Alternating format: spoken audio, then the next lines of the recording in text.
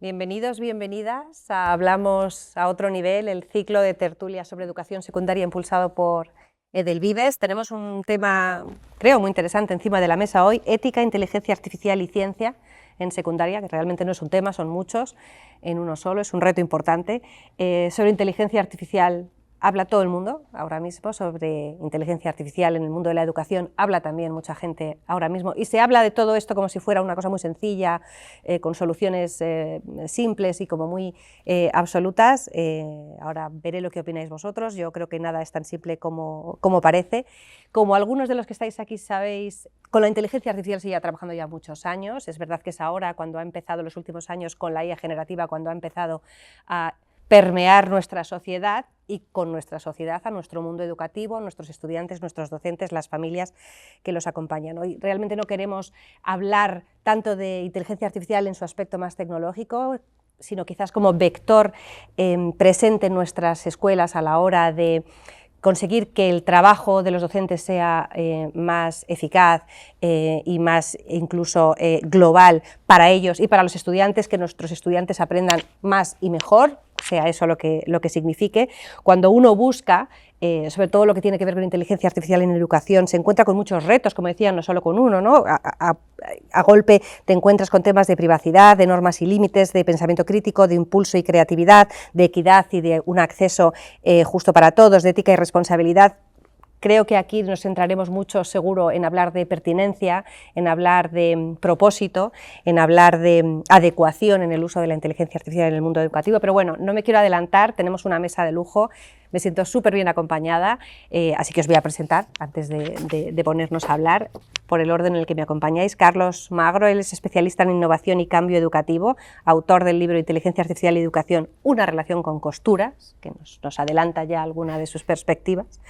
A su lado, Antonio Vallecillos, coordinador TIC en el Colegio Divina Pastora, una voz experta, yo creo, en la integración real de la tecnología en los centros educativos. Nerea Luis, doctora en inteligencia artificial, divulgadora científica, la hemos visto en la pequeña pantalla, capaz de traducir la tecnología más compleja al lenguaje de todos, que yo creo que es algo también muy importante, ¿no? Porque si no muchas veces nos perdemos y es muy importante saber explicar. Pedro Morillas, enfrente de mí, editor de contenidos educativos en ciencias, que es en lo que nos centramos hoy en el grupo Edelvives. Bienvenido, Pedro. Almudena Díaz, profesora de la Universidad Politécnica de Madrid, investigadora también, defensora de la pedagogía basada en la evidencia, no en las modas. Eso también nos dice mucho sobre tu visión de algunas cosas. A tu lado, última chica, Amparo Espinar, profesora de Ciencias y Tecnología y coordinadora TIC en el Colegio Fray Luis de León, que vive el desafío del que vamos a hablar hoy a pie de aula también, como Antonio. Y finalmente Antonio Bahamonde, catedrático de Inteligencia Artificial en la Universidad de Oviedo, asturianín, o en Asturias, si no asturianín, y una de las voces, yo creo, con más perspectiva histórica sobre lo que es la inteligencia artificial en nuestro país, ¿no? Bueno, mucho que debatir, tenemos 90 minutos, vamos a ver si nos da tiempo hablar un poco del contexto general de la inteligencia artificial en el ámbito educativo, esa parte ética, pero que tiene también que ver con el contexto, hablar luego de la experiencia del aula, porque teorizar es muy potente, pero luego hay que aterrizar las cosas, y si nos da tiempo pues iremos sacando más temas de la chistera. Quería empezar con una pregunta general que para mí es importante, por esto que decía de que no estamos hablando de palabras con poco significado, sino palabras con mucho significado. Entonces quería preguntaros, y si queréis me vais aportando vuestra impresión por orden, de qué hablamos cuando hablamos de inteligencia artificial en educación, porque ahora parece como que la IA es ChatGPT, pero inteligencia artificial es mucho más, y educación parece que es una clase, pero en realidad es mucho más. No sé, Carlos, tu opinión, ¿de qué hablamos cuando hablamos de ella en educación? Bueno, yo creo que en realidad depende de quién está hablando la edad de una cosa o de otra, que es parte también un poco de la dificultad de marcar el debate. Efectivamente la IA, y yo no soy un especialista técnico en la IA, pero hablar de inteligencia artificial puede ser inteligencia artificial como la que llevamos manejando desde los últimos 10, 15 años, que era más bien una cosa predictiva, que funcionaba totalmente distinto de la inteligencia artificial generativa. y que estaba ya, y que está en nuestra vida, está en nuestra cotidianidad de una manera, ¿no? Y eso también estaba afectando de alguna manera a la educación. Si estamos tan preocupados ahora o estamos tan atentos ahora o tenemos esta conversación aquí ahora es porque desde hace 3 años hay una cosa que son las inteligencias artificiales generativas, que impacta de lleno en los procesos de enseñanza y aprendizaje educativos. Luego hay una súper simple de separar dos conceptos de IA distintos, y luego están mezclados, evidentemente nada está separado, ¿no? Educación, ¿de qué hablamos? Pues no es lo mismo hablar de educación, digamos, inicial. Yo prefiero hablar de educación inicial, que sería la educación obligatoria o la posobligatoria inicial, pero yo creo que en la universidad estamos en un proceso todavía de educación inicial, nos estamos formando en competencias, en habilidades que son clave, que una educación a lo largo de la vida, ¿eh? Son cosas distintas y separamos la educación más formalizada de la educación informal, que sucede en cualquier lugar ¿no? de la vida, en la calle, con los amigos, con la familia. Son cosas distintas. Nos preocupa o nos ocupa más probablemente hoy aquí la educación formal y esta que llamamos inicial, ¿no? Hasta que uno, digamos, puede decir que ha conformado un poquito algunas de sus habilidades. Y por dejar a los demás, cuando pienso en IA, uno puede pensar cómo afecta esto al proceso de enseñanza, cómo afecta al proceso de aprendizaje, pero también puedes pensar cómo puede mejorar o no mejorar los procesos de gestión de los centros educativos, tiene que ver también con los procesos de eficiencia, de productividad en los centros, tiene muchísimo recorrido, creo, en decisiones de gestión administrativa a nivel de las administraciones educativas, en temas que tienen que ver con la escolarización, con atender, por ejemplo, los procesos de abandono temprano o de segregación escolar, es decir, que hablamos de muchas cosas, ¿no? Y tiene muchos, y se puede aplicar a muchas, bueno, cada uno luego tiene que decidir dónde quiere jugar, porque si no el campo es infinito. Antonio, yo no sé si quieres añadir, porque Carlos se ha quedado con muchos titulares, pero a lo mejor como docente en aula... Sí. Hombre, pues yo creo que en la educación hay muchos actores, ¿no? Pero fundamentalmente podemos centrarnos en alumnos y docentes, ¿no? Entonces ahí podemos distinguir cuando las herramientas estas de inteligencia artificial generativa ayudan al docente o ayudan al alumno, ayudan a los dos o están perjudicando. Queremos pensar que cuando perjudican es por el mal uso y fundamentalmente en el alumno, ¿no? Pero sería eso, ¿no? Distinguir entre que nos ayuden a los docentes para tener más tiempo, para liberarnos de trabajo burocrático, la parte administrativa, la parte de elaboración de documentos tediosos, ¿no? Ahí nos pueden echar una mano y darnos más tiempo para estar con el alumno, para orientarlo en el uso de la herramienta, en fin. Tú, Nerea, que tu ámbito no es el educativo, pero sí el de la divulgación, ¿cómo lo ves tú? Es decir, tú tienes una visión en la que la IA entra o puede entrar de lleno en el ámbito de la educación de una manera potente, de una manera reservada, precavida. Sí, a ver, yo quizá lo veo como con 3 patas distintas, ¿no? Yo creo que es importante dar el mensaje de que la inteligencia artificial se tiene que percibir como herramienta, una herramienta que nos va a ayudar en distintos momentos a lo largo de nuestra vida, seguramente cada vez de forma más habitual, y entonces ahí tienes esa etapa, ¿no?, educativa en la que empiezas a aprender, luego ya la profesional, ¿no?, que quizá en ese caso pues afecta más a los profesores en el momento en el que también les ayuda, ¿no?, esa gestión interna y demás, y luego ya pues tu vida personal, ¿no?, que igual ahí te vas más a la productividad o al propio ocio, descubrimiento y demás, ¿no? La tecnología también se utiliza como consumo. Luego, yo también lo veo como una disciplina científica, ¿no? O sea, que no se nos olvide que ahora es verdad que tenemos mucho titular encima de la mesa con la inteligencia artificial, pero sigue siendo un campo en constante movimiento, ¿no? Y creo que no tenemos que perder ese foco de que la inteligencia artificial va a ser transformadora en muchos ámbitos, como puede ser, ¿no?, salud, educación, por eso estamos también hoy aquí, y en muchos otros que a veces ni siquiera pensamos, ¿no?, logística, deportes, no sé, se me ocurren un montón, hasta moda. Entonces creo que eso también trae debates bonitos, ¿no?, y retos a los que nos tenemos que enfrentar como profesionales, pero eso también como ciudadanos, ¿no? Y por último, pues esa capacidad de la IA, ¿no?, de convertirse en algún momento, seguramente de aquí a la próxima década, en asignatura, ¿no? Es decir, algo que empieza a ser necesario, ¿no?, en nuestra vida, pues efectivamente se irán como estableciendo esos planes de aprendizaje, planes docentes, y yo me lo imagino como tal. Quiero decir que habrá seguramente una forma de estudiar la IA, ¿no?, desde bien pequeñitos, como hemos estudiado inglés o tecnología, y seguramente luego forme parte, ¿no?, también del aprendizaje de otras asignaturas, pero bueno, desde luego que con esa capacidad que tiene de transformación creo que sería como lo esencial. Pedro, tu visión, yo creo que desde el mundo de las editoriales educativas, IA y educación, ¿de qué hablamos cuando hablamos de este tándem? Bueno, yo creo que habría que diferenciar entre lo que es la IA ahora mismo en educación y lo que podría llegar a ser, o lo que nos gustaría que pudiera ser, ¿no? Ahora mismo me parece que todos estamos viviendo la época de la confusión en inteligencia artificial, ¿no?, donde hay claramente una brecha. Igual que siempre ha habido una brecha digital, pues hay una brecha en la comprensión y en el uso, ¿no? Tal y como se usa ahora mismo y como creo yo que la están usando los alumnos, no ayuda, ¿no?, porque la IA se convierte en un oráculo que responde y no crea fricción, no hay costuras como de las que habla Carlos en su libro. Entonces, si funciona como un oráculo, caemos en el mito, ¿no?, de que todo lo explica, ¿no? O sea, si cae un rayo, pues es porque Zeus lo ha mandado y ya está, y yo te doy esa respuesta y no hay nada más, ¿no? No ayuda a pensar. Sin embargo, si la IA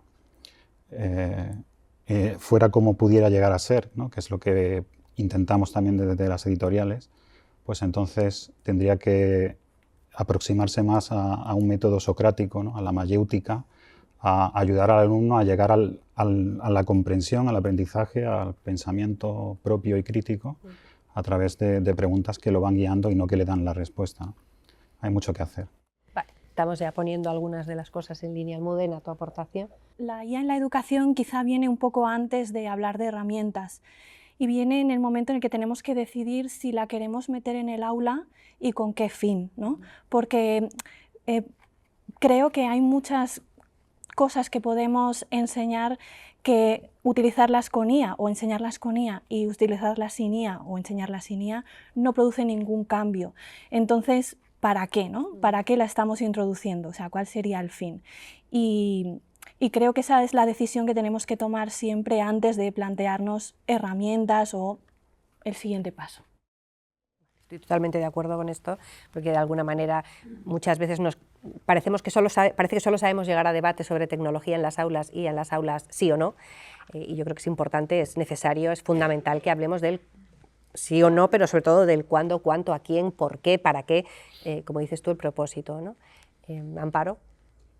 A ver, totalmente de acuerdo, pero desde mi punto de vista creo que realmente la inteligencia artificial ya ha entrado antes de que estuvieran en las aulas. O sea, realmente los alumnos conocían perfectamente cómo hacer uso de ello y creo que realmente la labor docente es al revés, intentar coger este tipo de herramientas y darles el verdadero valor para lo que sirve y al final es una campaña de la moda que comentabas, donde vienen con el uso de unos dispositivos tecnológicos punteros que enseguida te dan esa inmediatez de uso y que lo utilizan desde el principio, en el momento en el que salió la primera versión del primer modelo de IA que estuvo en el mercado con el usuario.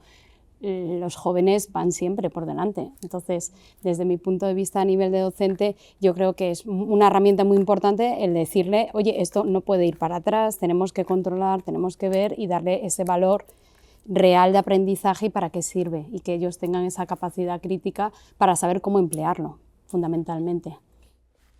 Antonio, ¿cierras el círculo? Sí.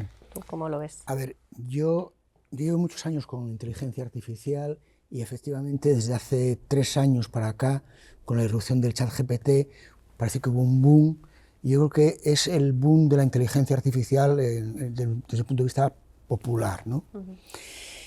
La IA está ahí, efectivamente, como acaba de decir Amparo.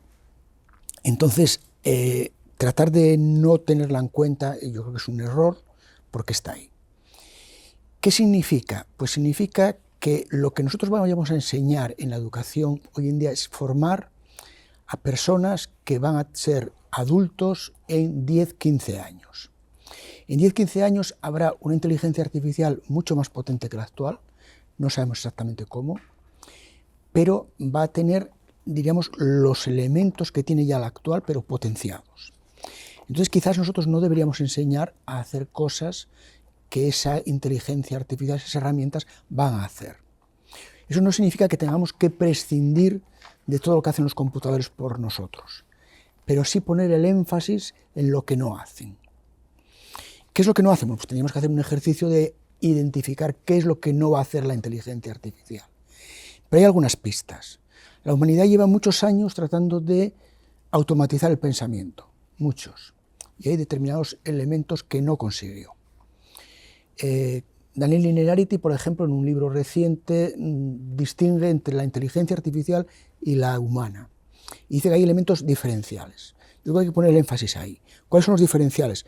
Pues diferenciales son el razonamiento analógico, por ejemplo, que es propio de humanos. Por analogías, que se parece una cosa a otra, y entonces deducimos ese tipo de razonamiento. Un razonamiento, el humano es flexible. Los humanos no tenemos muchos reparos en cambiar de opinión. Y eso nos permite tomar decisiones y aprender muy rápido. Un sistema automático no aprende tan rápido, necesita miles de ejemplos. Nosotros con 3 ejemplos ya distinguimos un gato. Luego nos equivocamos y decimos, bueno, no era un gato, era un león, pero en fin, más o menos aprendemos. La flexibilidad. Tenemos razonamiento intuitivo. Intuimos las cosas, que es otra forma también de razonamiento analógico. Y luego usamos lo que se llama el sentido común, que es un sentido que adquirimos seguramente con aprendizaje de las ciencias. Nosotros vemos que los objetos, por ejemplo, se caen, y entonces aprendemos que el sentido común es que las cosas se pueden caer, ¿no? La ley de la gravedad, que la aplicamos luego a muchos campos. Eso significa entonces que el énfasis, queramos o no, de lo que tenemos que enseñar para esos adultos de dentro de 10, 15 años, tiene que ser cosas que la inteligencia artificial no va a hacer. Y no va a hacer estas cosas. Es decir, el razonamiento humano, la creatividad apoyándose en las expresiones artísticas, pero no solo las artísticas. La comunicación en sentido muy amplio, porque el lenguaje seguramente es el vehículo del pensamiento.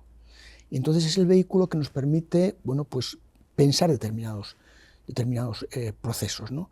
Por ejemplo, si nosotros somos capaces de gestionar subjuntivos, seguramente somos capaces de hacer condicionales, y si no, no. Eso es importante. El número de palabras que tengan los alumnos va a ser algo que condicione el tipo de razonamientos que pueden hacer. Entonces tenemos que enfocarnos ahí. Bueno, podríamos hablar de más cosas, pero yo creo que el enfocarnos en lo que la inteligencia artificial ya va a hacer, porque ya está haciendo, para nosotros poner el énfasis en otras cosas, que son las cosas que nos hacen más humanos, que nos permitieron llegar hasta aquí.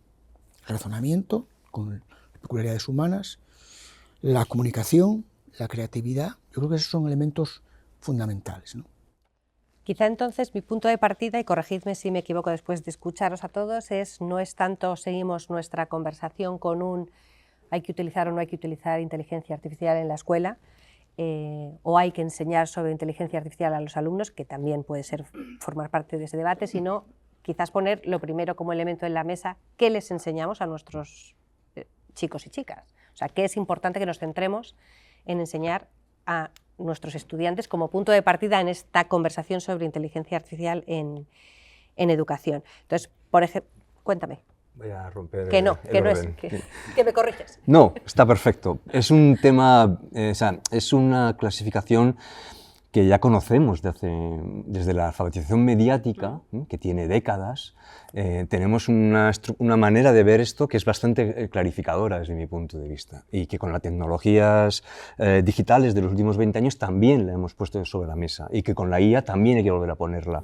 Y que se resumiría así: hay que educar sobre la IA, hay que educar para entender qué es lo que decía Nerea, por ejemplo, y esto hay que hacerlo ya, para entender cómo funciona esto en el momento que estamos ahora, pero hay que educar sobre la IA. Hay que educar para un mundo atravesado por la IA, igual que para un mundo atravesado por tecnología, son cosas distintas. El educar para es lo que tradicionalmente hemos llamado una competencia digital, crítica y reflexiva, en este caso sobre IA, y la pregunta también está en el aire, que es lo que decías, hay que educar con IA Esta es una pregunta distinta. O sea, hay que educar con IA, hay que utilizarla en el proceso de enseñanza-aprendizaje, que no es lo mismo que educar sobre IA ni para vivir en un mundo con IA. Son cosas distintas. Yo puedo simplemente dedicarme a formar en una competencia digital sin tener que utilizar, digamos, dispositivos de IA. Esta es un poco la manera más fácil de verlo. En un momento en el que, como decías, claro, como decíamos, sabemos todo. Es decir, en este caso nos preocupa tanto porque es probablemente la tecnología que llega antes desde los alumnos que desde las instituciones, los docentes, ¿no? Por eso es tan disruptiva. Porque un mes o 15 días después de salir y abrirse el ChatGPT, ya se estaba usando. ¿Por parte de quién? De los estudiantes. Por tanto, no hay tiempo que perder. Claro, precisamente mi primera pregunta que era para ti era ¿cuánto tiempo tenemos para intentar hacer las cosas bien? Precisamente por esta doble división, pero oye, oráculo, estamos conectados, Carlos, porque son como las dos grandes parcelas que yo veo desde fuera, ¿no? O sea, por una parte en qué competencias nos centramos de cara a los estudiantes y por otra parte en qué conceptos nos centramos de cara al docente, que es el que tiene que decidir esto lo enseño utilizando inteligencia artificial y esto lo enseño de otras maneras, ¿no? Son como quizás dos bloques para mí muy diferenciados. En el aspecto de las competencias, que yo creo que es de las competencias para nuestros estudiantes, que yo creo que es un punto, Almudena, quería preguntarte a ti, porque claramente las regulaciones de todos los países, incluido el nuestro, hablan expresamente de trabajar las competencias de manera transversal. Esto en el ámbito de la inteligencia artificial, Almudena, perdón, Amparo, te estaba mirando a ti, Almudena, ¿esto cómo lo estamos haciendo? ¿Cómo se está haciendo? ¿Se está haciendo realmente? Pues yo creo que se está haciendo regular, sí se hace. Regular, por ser generosos. Los docentes, la mayoría, o muchos, no son capaces, no tienen esta competencia ellos mismos. Entonces, hay una falta de formación, de acompañamiento primero a los docentes, que son los responsables de trasladar esto a los alumnos. Entonces, ¿cómo se está haciendo? Pues regular, ¿no? ¿Se puede hacer? Pues se puede hacer, pero hay que primero establecer estas bases, ¿no? Primero formar a los docentes para que sean los responsables, ¿no? No podemos, ¿cómo vamos a transmitir un conocimiento que nosotros no tenemos, ¿no? Nerea, yo no sé, porque ¿qué significa estar alfabetizado hoy en inteligencia artificial? ¿Es saber interpretar los sesgos de la IA generativa? ¿Es saber programar código? ¿Es saber validar una fuente? En el ámbito de la inteligencia artificial, luego aplicamos a educación, pero ¿qué significa estar alfabetizado? A ver, claro, la inteligencia artificial, o sea, respecto al uso, tiene muchas partes. O sea, para mí hay una que es esencial, que es conocer la viabilidad desde el punto de vista de la herramienta, es decir, la inteligencia artificial, la generativa, ¿no? La del ChatGPT, no vale para todo tampoco. Lo que pasa es que es verdad que como tiene esa interfaz de lenguaje, ¿no? En la que le hablamos de forma natural, pues parece que nos va a responder ante cualquier cosa. Entonces yo creo que una parte de la alfabetización tiene que ir dirigida a qué te resuelve la IA hoy en 2026 y qué cosas no te resuelve todavía, ¿no? Y hila un poco con lo que comentaba Antonio, que no te resuelve hoy, pero que en unos años todo apunta a que va a terminar resolviéndote, ¿no? Y ahí, por ejemplo, para mí entraría la programación. La programación entendida no como habilidad técnica, como se ha venido estudiando, ¿no? En carreras de ingeniería, por ejemplo, sino en cómo te puede ayudar a crear, ¿no? A dar forma a aplicaciones, a tener presencia en Internet, etcétera, etcétera. Creo que esa va a ser otra de las grandes competencias que hay que empezar también a transmitir en las clases, ¿no? Y creo que otra parte de la alfabetización ya es más en el uso dentro de las diferentes disciplinas, ¿no? El hacia dónde queremos, qué queremos ser, qué queremos, ¿no? Obviamente aprender. Hay una parte de educación obligatoria que lo hemos comentado antes, ¿no? Ahí es verdad que yo creo que ya depende un poco del profesor, del plan docente, que se involucre la IA o no, pues en función de las actividades. Pero creo que hay una conversación que no se está quizá teniendo tanto, ¿no? Dentro de todos estos planes, recomendaciones, etcétera, que es, vale, tenemos una generación ahora mismo que de aquí a, ponle los de la ESO más bachillerato, ¿no? De aquí a 6 años tienen que elegir qué estudiar, en la universidad o me da igual, en un centro de FP. Esa generación necesita tener una conversación sobre cómo les va a impactar la inteligencia artificial en sus estudios, digamos, no obligatorios y de cara al mercado laboral. Y esa figura que tradicionalmente en los centros, por lo que yo he sabido, ¿no? Pues al final se canaliza muchas veces hacia los orientadores, de nuevo volvemos a lo mismo, ¿no? No les llega esa información, no tienen esa sensación de estar dentro de todo este cambio que se está produciendo.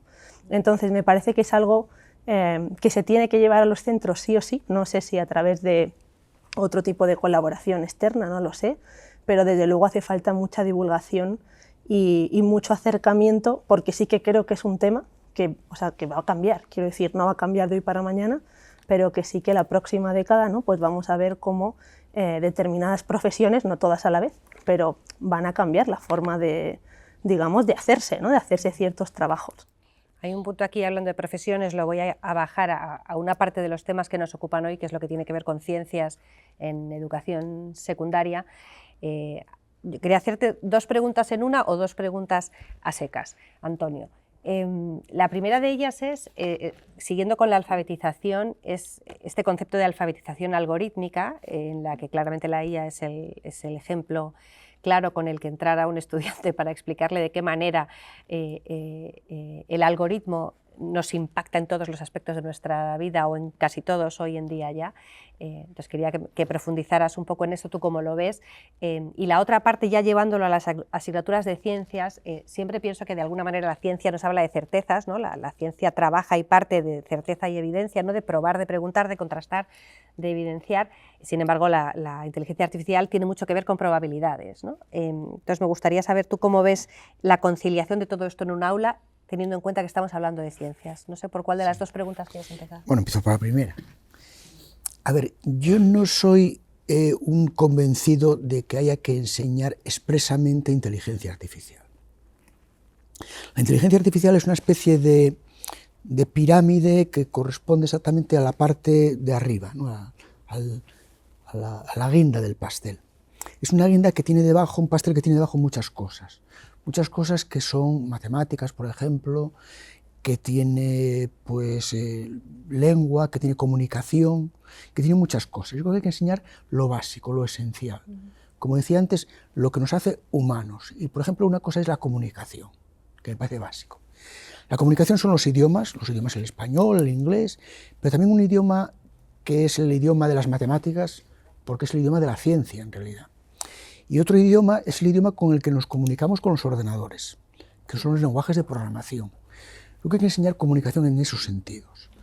No para saber programar, que eso sería otra discusión, que en estos momentos es bastante seria, pero sí para que nosotros aprendamos qué tipo de cosas se pueden dialogar con esos objetos que tienen distintas formas, pero que esencialmente son lo mismo, ¿no? Que responden a unos algoritmos. Los algoritmos son, en realidad, trozos de comunicación con esos dispositivos. Por lo que se refiere a probabilidad, bueno, probabilidad, nosotros ahora cuando vemos el tiempo, nos dicen mañana va a llover con una probabilidad del 95%, no nos parece mal, nos parece razonable. Si pensamos en la componente cuántica, por ejemplo, de la física, pues bueno, la componente cuántica está basada en que la posición de los electrones no está dado como un número fijo, sino que hay una distribución de probabilidad de dónde puede estar el electrón. Y eso, bueno, pues eso es así, y no pasa nada, y eso dificulta seguramente el enseñar inteligencia artificial. Básicamente, el deep learning, el aprendizaje profundo, que es lo que realmente tiene potencia en estos momentos en inteligencia artificial, es un juego de probabilidades. Lo que se aprende son probabilidades. Y bueno, no pasa nada. Igual ya digo, como si mañana va a llover o no va a llover, y a qué hora, pues aproximadamente a las 3 va a llover con un 60%, y bien, lo aceptamos, y nos va a tocar la lotería pues con una probabilidad, en fin. La probabilidad no creo que sea el problema. Las ciencias son probabilísticas en muchos aspectos, por lo menos las vemos de manera probabilística porque es una forma de expresar la incertidumbre. Y la incertidumbre es parte de la ciencia. Una incertidumbre basada en una formalización poderosa como es la teoría de probabilidades, que es una teoría de la medida. Igual que se miden los centímetros cuadrados o los metros cuadrados, pues se mide la probabilidad de un objeto o de un suceso. Y eso es algo que está ahí. Sí, totalmente de acuerdo con Antonio. Yo creo que lo que tenemos probablemente en secundaria y en bachillerato y en las etapas iniciales es una mala concepción de lo que es la ciencia. Entender la ciencia como algo que te da siempre verdades, bueno, pues funcionaba hasta mediados del siglo XIX, más o menos. Ya ni siquiera a mediados con el electromagnetismo empezamos a incorporar la incertidumbre. Y al mismo tiempo en la ciencia, que en la filosofía, que en el psicoanálisis, es decir, que todo va, ¿no? Que en el arte, ¿no? Todo eso va unido.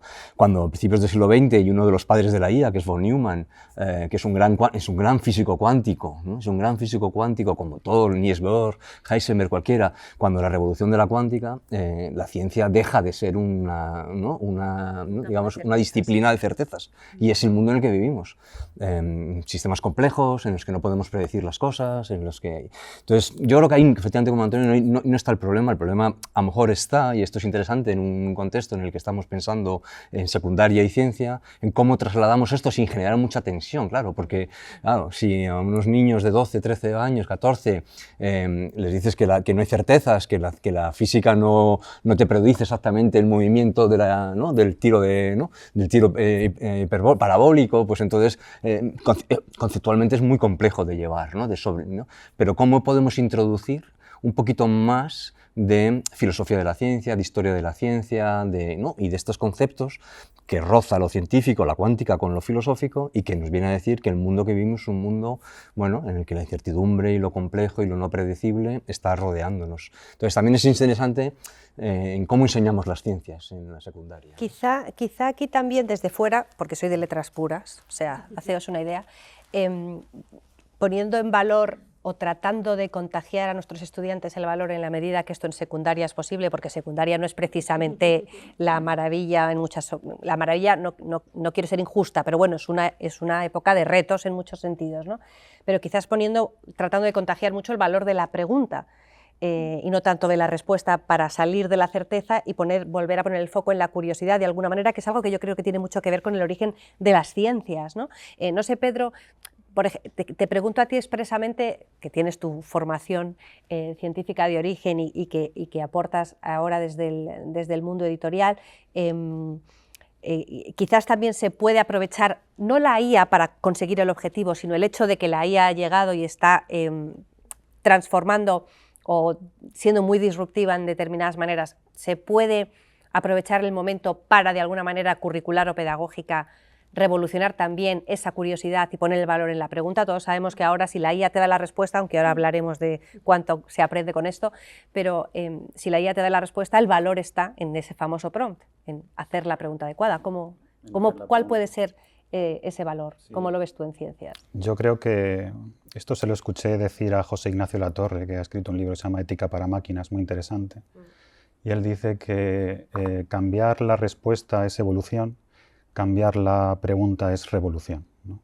Eso yo creo que lo que en educación sería muy interesante buscar, cómo la inteligencia artificial puede mejorar procesos, en el caso de la educación, en el caso de los currículos y demás. Bueno, hay una parte que nos ayuda mucho, por ejemplo, en el ámbito editorial, nos ayuda a...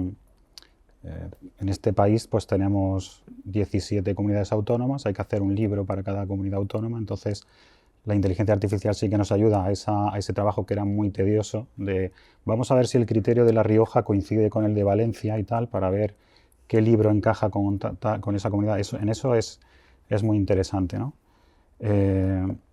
Pero la inteligencia artificial llevada a...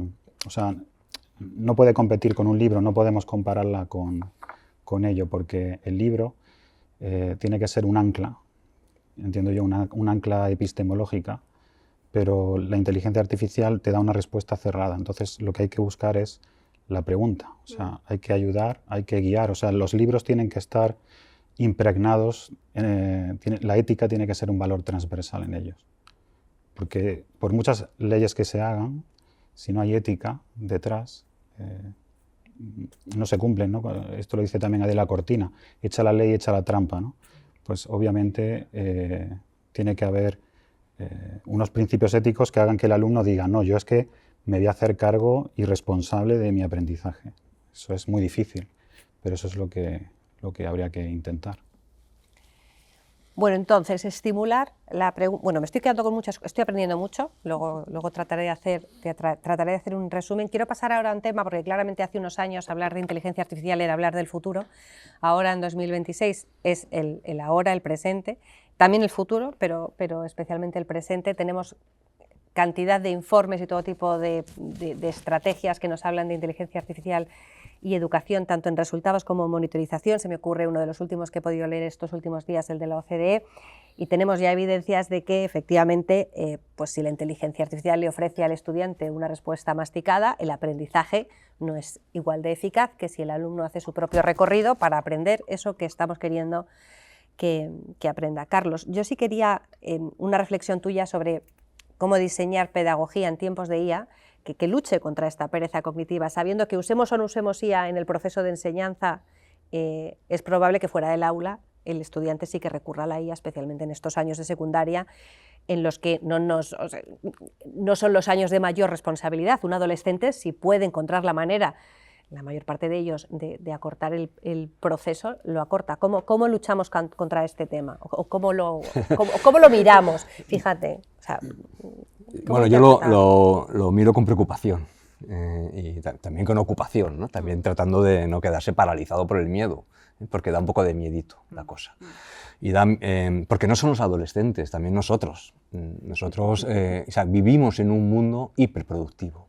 Vivimos en un mundo que premia solo la productividad, todo, laboral y también académica, la eficiencia, hacer las cosas rápidas, y somos los primeros en los que buscamos el atajo tecnológico, porque si tengo que escribir algo y no me da tiempo, de hecho hay una paradoja muy interesante, la IA creo que tiene mucho valor cuando tengo tiempo, que es lo que tú decías de la pregunta, cuando tengo tiempo para estar jugando con la IA, haciendo preguntas, cuando tengo tiempo me da cosas muy interesantes, pero ¿cuándo la usamos? Cuando no tengo tiempo. Cuando ya ha llegado ¿no? Entonces ahí tenemos una paradoja súper, ¿no? Súper interesante para pensar. Entonces, en un sistema educativo que premia, orientado tremendamente al resultado, que premia ¿no? la productividad final, que premia la nota, que premia la certificación, que premia, ¿no? la entrega de las... ¿no? Que no está valorando el proceso. O sea, un sistema educativo que no ha logrado en ningún momento, a pesar que llevamos años, la gente que se dedica a educación, los pedagogos, los educadores, ¿no? Sabemos que lo importante es el proceso, desarrollar procesos, desarrollar el amor por el aprendizaje. Bueno, nuestro sistema educativo no logra eso, ni por su manera de evaluar, ni por lo que damos valor, ni porque aquello que socialmente está, ¿no? bien visto, que es que mi hijo llegue lo más lejos posible con la mejor nota, ¿no? para poder... ¿no? Entonces, en este sistema, la llegada de una tecnología que es eficientísima para producir resultados es una tormenta perfecta. Luego, por eso es preocupante. Y no podemos achacarle responsabilidad ni a los chicos que llevan años escolarizados en un sistema que saben que, ¿no? que lo que vale es el resultado final. De hecho, los profes que están aquí saben perfectamente esa pregunta de, profe, ¿esto entra? ¿Esto entra? O sea, esto entra en el examen, define perfectamente nuestro sistema educativo. Si no entra, no lo estudio. Entonces, ¿por dónde hay que empezar? Pues hay que empezar por muchas cosas, pero para empezar habría que conseguir, y esto es desgaste de conversación, pero también de prácticas, de ejemplo, hacer ver por qué es importante lo que hacemos en el aula. Porque es importante los procesos. Los alumnos no son tontos, también lo saben. Desde luego en la universidad lo saben, y en bachillerato lo saben, y en secundaria lo saben también. Ellos no son tan, ¿no? O sea, no son irresponsables, pero hay que insistir mucho. Si te pido que escribas un folio sobre tus vacaciones de verano, no es porque yo quiera volver a leer un folio malo normalmente de tus vacaciones de verano, sino porque ese ejercicio sobre una página en blanco genera un proceso, ¿no? Una fricción, un esfuerzo, que es el que me produce, ¿no? La capacidad, ¿no? analítica, reflexiva, de escritura. Entonces, eso hay que explicárselo. Si tú no explicas por qué pides cosas, si tú no eres capaz de darle valor a lo que a la tarea pedagógica, a lo que hacemos en el aula, a lo que le pides para hacer fuera del aula, si no somos capaces de darle valor a eso, de que se comprenda el valor de eso, si no somos capaces de que, o sea, si le quitásemos presión, ¿por qué los niños de infantil disfrutan? Pues porque no hay presión, ¿no? ¿Por qué según vamos avanzando en las etapas vamos perdiendo el disfrute por el aprendizaje? El amor, sin amor al aprendizaje, pues no hay aprendizaje, hay una ficción. Y ese es el gran riesgo. El riesgo que corremos es que entremos en un juego de cero suma, en un juego de ficción, ¿no? En el que todos hagamos un poco el disimulo, ¿no? Tú preguntas, yo te respondo, jugamos, me das una calificación, pero no hay, ¿no? Entonces, es preocupante, pero también es muy desafiante, ¿eh? Porque visto desde esta manera, es una palanca porque nos pone frente a la realidad para hacer transformaciones que no hemos hecho. La de las competencias, la de la evaluación, la del valor de la educación, la del proceso, eliminar un poquito la nota, la calificación, ¿no? ¿Qué hacemos calificando tanto en la ESO? ¿Qué hacemos, me atrevo a decir, con un título de secundaria? O sea, si no te doy el título, ¿qué haces con tu vida? Es que todo esto tiene influencia. Estás abriendo muchos melones. Ya, perdón, me callo aquí. Claro, los debates son los que ahora te doy la palabra, Nerea, pero habéis dicho cosas muy interesantes. Me quedo con la palabra fricción, porque claro, generar fricción es muy incómodo, pero vivimos en una sociedad en la que cada vez estamos menos acostumbrados a ella, y entonces es un reto. La tecnología es seamless. Efectivamente. Por eso tiene tanto éxito, y especialmente con el adolescente, bien, porque elimina la fricción. Luego has hablado del contexto de nuestros sistemas educativos en un país que no tenemos pacto por la educación, entonces a lo mejor estamos queriendo ir a puntos muy adelantados cuando nos hacen falta otros debates con los que tú has terminado resumiendo, pero que no son estrictamente el de hoy, pero que efectivamente hacen que algunas cosas no sean más fáciles, sino más complicadas. Nerea, ¿tú querías aportar esto? Sí, aportar, es que justo escuchándote, ¿no? Yo he tenido esta conversación justo también no solo con personal educativo, sino también en empresas, ¿no? Alrededor de la productividad. Y es cierto que si tú miras el sistema educativo es tal cual lo has definido. O sea, y yo, por ejemplo, tengo recuerdos tanto del instituto como de la universidad en los que casi lo que más recuerdo son esos momentos en los que has disfrutado de ese aprendizaje, ¿no? Esos proyectos y demás que de alguna forma te han dejado ahí como tu huella. Memorizar, ¿no? Es algo a lo que hemos estado muy acostumbrados en el aula. Si lo comparamos con las máquinas, porque estamos hablando de que la IA llega, ¿no? Es como pegarnos un tiro en el pie. O sea, si seguimos, ¿no? Yo creo que la conversación ahí un poco apoyando lo que decía Carlos es que si seguimos obsesionados en el resultado, en la nota, etcétera, etcétera, nunca vamos a poder tampoco diferenciarnos de las máquinas, ¿no? Es decir, si yo pongo a una inteligencia artificial a mi lado a resolverme problemas de matemáticas, igual hoy todavía no me resuelve el 100%, ¿no? Pero el de un estudiante de la ESO posiblemente ya lo resuelva. Entonces, por eso yo creo que más que nunca hay que incidir en ese tipo de porqués. Es decir, ya no es que yo te esté pidiendo, ¿no? Que vayas, digamos, que hagas este proceso, que aprendas, que desarrolles esa parte, ¿no? Cognitiva, de razonamiento, etcétera, etcétera, sino que es que el día de mañana vas a tener una inteligencia artificial al lado, que hay una parte de esas tareas que la va a hacer la IA porque es más rápida que tú, quiero decir, porque no puedes competir, ¿no? En ese tipo de capacidades, de competencias, con la limitación que tiene tu cerebro, en este caso haciendo cálculos o en esas líneas, y tú tendrás otro tipo de competencias que si no las trabajas, ¿no? Que son todos esos procesos, pues al final tampoco vas a ser competente en el mundo laboral, ¿no? Entonces, yo creo que también hay que tener esa referencia de hacia dónde vamos para reforzar todavía más, ¿eh? O sea, que ya te digo que estoy súper de acuerdo que esa conversación hay que tenerla y ese debate tiene que ir ganando peso, pero es difícil, claro, porque lo seguimos viendo todavía como un tema de futuro. No, claro, en educación se ha interpretado eso como enseñar a aprender, como educación crianza, nada es fácil nunca, porque no hay un libro de instrucciones absoluto. Has hablado de competencias, me quiero quedar ahí y hablar con nuestros dos profesores, Amparo y Antonio, un momento. Quizás no tanto las competencias digitales como las habilidades blandas tan de moda en los últimos años y que quizás van muy alineadas también con lo que comentaba Antonio hace un momento, de enseñarles todo aquello que no puede hacer la máquina, sino todo aquello que lo está rodeando, ¿no?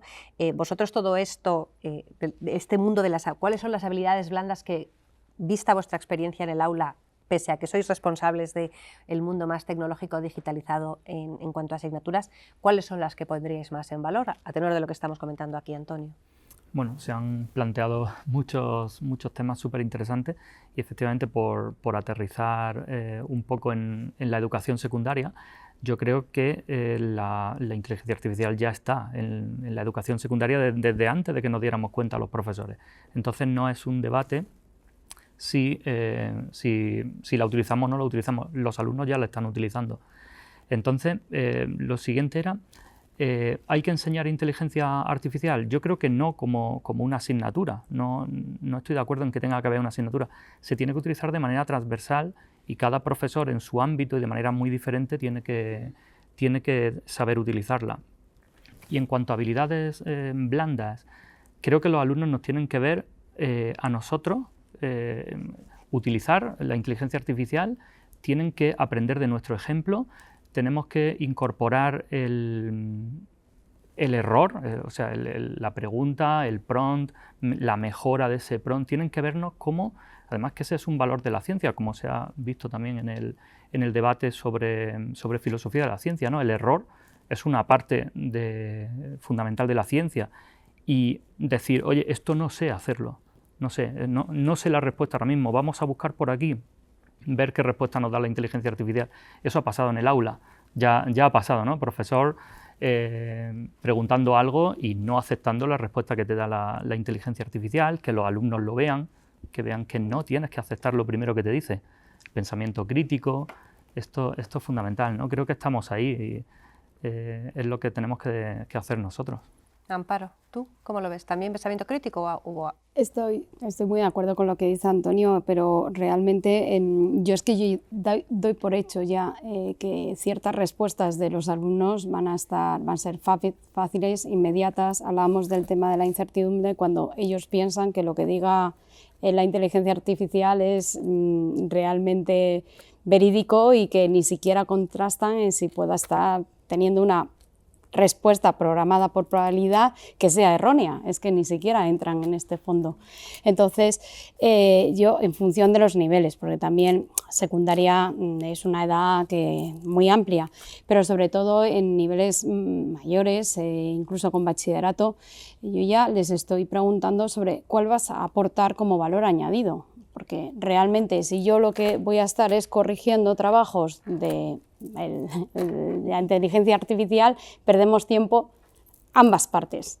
Entonces, yo ya estoy dando por hecho que van a llegar por aquí. Entonces, a partir de aquí, hazme tu análisis, dime cuál ha sido tu proceso para saber a dónde has llegado, explícame cuáles son las partes que estás tú utilizando y qué es lo que me estás aportando personalmente. El tema de unas conclusiones personales, que al final, a nivel de debate, creo que la manera de expresión oral, que también hablábamos del tema de la comunicación y el pensamiento crítico, que es evidente que tenemos que tener, son esas habilidades que yo no llamo blandas para nada, en las que ellos a futuro van a emplear toda su vida y que realmente les va a poder formar como personas. Entonces, eso yo creo que como docentes tenemos que hacer, pero claro, es que esa es la parte quizá más trabajosa de implicación, porque también el docente podemos tener el riesgo de preguntarle cómo hacemos nuestros exámenes a la inteligencia artificial y que luego nos dé las respuestas y que además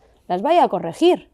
Y es otra manera también de formar informalmente y es ese pacto que tenemos que tener, sobre todo con esos cursos superiores, para decir hasta dónde queremos llegar. ¿Qué queremos hacer?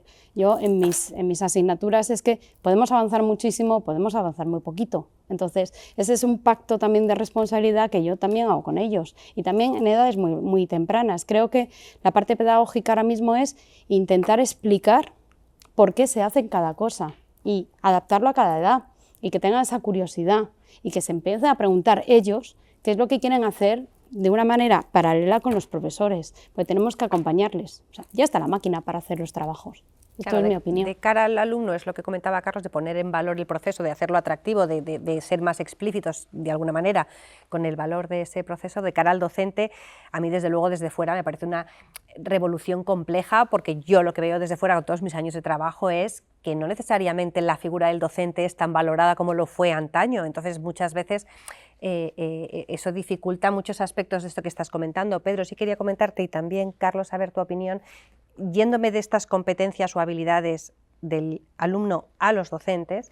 Claramente la inteligencia artificial ya lo permitía la digitalización, pero la IA aún más permite la automatización de muchos procesos que tienen que ver con la experiencia del aula, tanto la docente como la puramente profesional de gestionar tu actividad. Y sí que quería conocer vuestra opinión sobre los criterios o éticos o de supervisión humana, de manera que de alguna manera la IA sea un asistente que propone, pero el docente finalmente es el que dispone. No sé si me estoy explicando con la pregunta. La IA permite mucha automatización en la experiencia docente profesional, pero sí me gustaría saber vosotros cómo interpretáis qué límites necesitamos para que haya un equilibrio, a tenor también de lo que anticipaba Amparo, ¿no? O sea, el docente la utiliza, tiene que haber un equilibrio. Pues no sé, cualquiera de los dos. Pedro, si quieres. Yo creo que tiene que haber unos criterios éticos. O sea, he visto cómo la utilizan algunos profesores de manera muy interesante. En algunas aulas de Estados Unidos, por ejemplo, ponen como unos semáforos cada vez que trabajan con IA. Este es el momento de trabajar con inteligencia artificial. Ponen una pantalla con semáforos donde se pone en verde para lo que sí que la pueden usar. En amarillo, la duda, entonces tienen que preguntar al profesor directamente para que les guíe. Y en rojo, lo que no deben usar bajo ningún concepto, que es directamente la delegación. Estamos haciendo delegación cognitiva y entonces ese es el mayor problema. Sin embargo, si dotamos de ética, creo que todo esto puede mejorar mucho. Yo creo que lo que falta, porque la inteligencia artificial no sé si va a solucionar los problemas, yo estoy seguro de que puede ayudar a solucionarlos, pero el problema es el de siempre, ¿no? O sea, lo que hay que transmitir al final es pasión. O sea, esa pasión que siente un alumno o que siente cualquiera por un deporte, porque gane su equipo y tal. O sea, yo tengo recuerdos muy bonitos de profesores que me han transmitido cosas que se me han quedado para siempre. O incluso secciones de libros o libros concretos que me han marcado siempre, ¿no? Una profesora, me acuerdo cómo nos leía a Becker y me dio por la poesía y escribo, ¿no? O un profesor que nos daba clase de matemáticas y nos llevaba a su casa, le gustaba mucho el ajedrez, nos enseñaba el ajedrez, ¿no? O sea, eso es increíble, ¿no? O sea, si conseguimos que la inteligencia artificial aumente esto, pues creo que por ahí vamos en buen camino, pero eso hay que transmitirlo. Y es difícil en una época en la que los profesores están desbordados por todo, ¿no? Por las nuevas leyes educativas, por ahora hay que evaluar por competencias, antes se hacía de otra manera, ¿no? Es muy difícil. Y por las peleas entre grupos y facciones, que yo esto lo veo en redes sociales, que hay mucha contienda. Carlos, ¿tú opinión? Hay batalla culturales, ¿no? Pero esto es otro debate que a mí me gusta mucho. Pero, bueno, no sé muy bien cómo enmarcarlo para no enrollarme mucho, pero una primera idea, que es un poco lo que está pasando, es esto que decía una estudiante que leí una vez en un articulito, dice, en mi instituto todo el mundo la usa, nadie habla de ella, ¿no? Sí. Este es el gran riesgo, es lo que decía yo hace un momento ahí. El gran riesgo es que convirtamos lo educativo en un simulacro. Ya estábamos ahí un poco, también que no se nos caigan los anillos, que no es que esto llegue la IA y de repente todo sea una fake, ¿no? Sino que ya habíamos hecho mucho nosotros para que mucho del proceso educativo fuese un poco simulacro. Te pedía un trabajo y me lo hacía el Rincón del Vago, o mi padre. Este es un simulacro que todos habíamos aceptado, ahora es a lo bestia. Luego, esta es una idea que es importante. Una pregunta importante que puede hacerse un docente es ¿qué es lo importante de mi trabajo? Que no nos lo hacemos muchas veces, porque escuchamos muchas cosas con la IA. La IA viene de grandes empresas. Las empresas tecnológicas tienen un discurso normalmente solucionista. La IA viene para solucionarnos la vida, por supuesto la vida del docente. Te va a quitar las tareas burocráticas, te va a permitir hacer, ¿no? Yo qué sé, la programación de aulas, ¿no? Dicen un montón de documentos todavía, te va a ayudar a evaluar, bueno, un montón de cosas, son promesas tecnológicas que vienen de fuera de la educación. Bueno, yo creo que lo que hay que hacer es, como docentes y como mundo educativo, preguntarnos, oye, de mi trabajo, primero como docente, luego, ¿qué es lo importante? ¿Quiero yo delegar, como este semáforo, la programación de aula, la de verdad, no digo la que tenemos que entregar al inspector, la programación de aula la quiero delegar en un... No. ¿Quiero que me ayude? Pues a lo mejor sí. O sea, quiero que sea un agente cognitivo que me ayude a hacer esto. Pues sí, a lo mejor sí. Quiero delegar la evaluación, que es probablemente la otra cara de la enseñanza, una tarea fundamental en un sistema automático. Probablemente digamos que no, porque es importante. Luego, como todo, ¿no? Como todo pasa por poner criterio, y el criterio tiene que ser un criterio educativo. Lo que nos ocurre muchas veces con la tecnología en educación es que el criterio es tecnológico, o es ¿no? un discurso que viene de fuera, o es un discurso que viene, insisto, de la eficiencia y la productividad, que está muy bien en el mundo laboral, por supuesto, pero el mundo educativo es un mundo lento. Es un mundo de calma, de cuidados, ¿no? de perder tiempo. Es un mundo de lo inútil, como decía Urdine, ¿no? Es el mundo de la utilidad de lo inútil. Es el mundo en el que no importa si no avanzamos. No pasa nada y eso es lo que deberíamos ser capaces de, ¿no?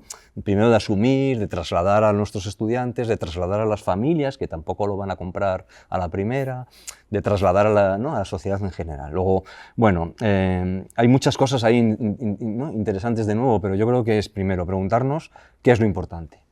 Y lo segundo, si yo estoy conversando con mis estudiantes, es cómo usándola, cómo hacemos ver a mi alumnado qué es lo importante, qué es lo que no puedo delegar.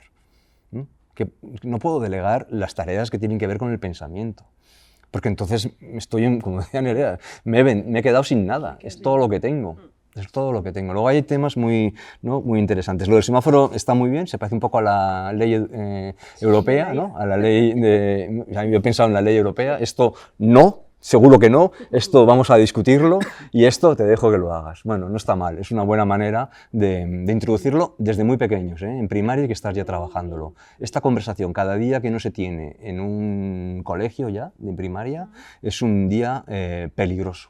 Es un día que estamos incentivando el que ese alumno lo vaya probando y vaya haciendo una descarga, digamos, de sus tareas cognitivas más importantes muy fuerte. Luego hay que usarla, hay que meterla en el aula, hay que ponerla encima de la mesa, pero tiene que estar mediada por quien tiene el criterio, que son los docentes, ¿no? Y bueno, y no sabemos dónde nos... O sea, quiero decir que esto estamos en... Porque el mundo es un mundo...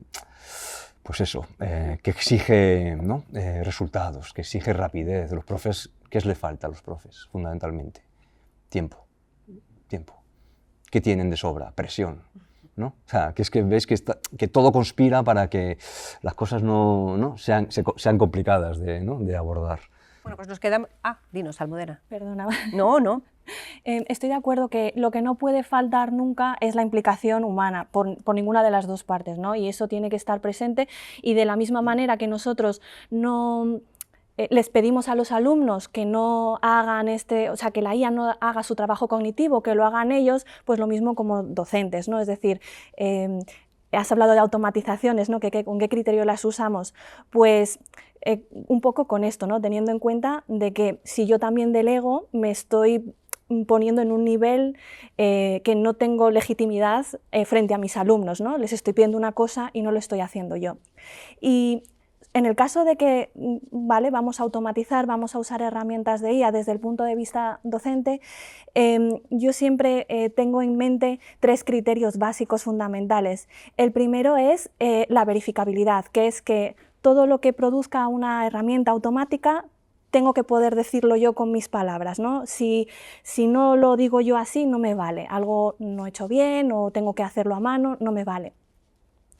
El segundo es la responsabilidad.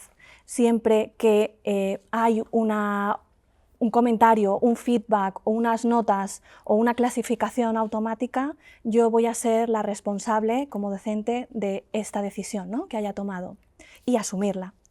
Y en tercer lugar, la transparencia. Creo que sería una buena práctica decirle a mis alumnos, esto lo he evaluado con IA, si no estás de acuerdo, lo hablamos, ¿no? O dame tu opinión por qué no estás de acuerdo de mi comentario. Pero no en ningún momento prohibirlo o no utilizarlo. Esto, antes de darle paso a Antonio, me parece de un valor incalculable como madre de estudiantes de secundaria, ¿no? Y además de estudiantes de secundaria que son unos privilegiados, porque claramente aquí podemos hablar de todos los tipos de niños y niñas de secundaria que hay en España, que no están todos en las mismas condiciones de acceso equitativo y formado a la inteligencia artificial, ¿no? Pero es verdad que hay muchos momentos en los que todos los adultos en general, pero lógicamente también el adulto, que es el docente en el aula, establece unos enormes prejuicios a la hora de dirigirse al alumno de secundaria en relación con la IA, porque todos en general interpretamos la IA como eso con lo que el estudiante de secundaria iba a hacer trampas. ¿No?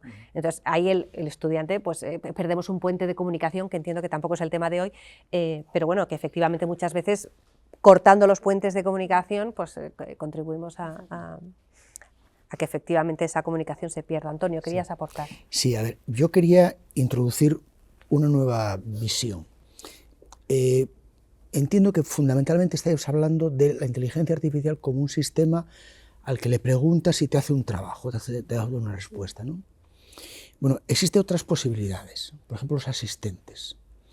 Los asistentes son muy interesantes. Los asistentes son unos módulos que se programan de manera, vamos, con el ratón, que se pueden programar sin más, que parten de unos documentos, por ejemplo, en PDF, unos libros de texto, podríamos decir, y que se restringe luego la comunicación a el contenido de esos asistentes, en el idioma que sea. Yo estoy utilizándolos en dos clases que tengo una clase en español y otra en inglés, y le digo, tú hablas en inglés, tú hablas en español, ¿no? Pero los documentos son los mismos. Y eso es importante. El que la inteligencia artificial sea un buscador un poco más hábil que lo que teníamos hasta ahora, que el Google tradicional, eso da lugar a un tipo de comportamiento de los alumnos, que son lo que fundamentalmente estáis diciendo, que seguramente habría que poner alguna salvaguarda de edad.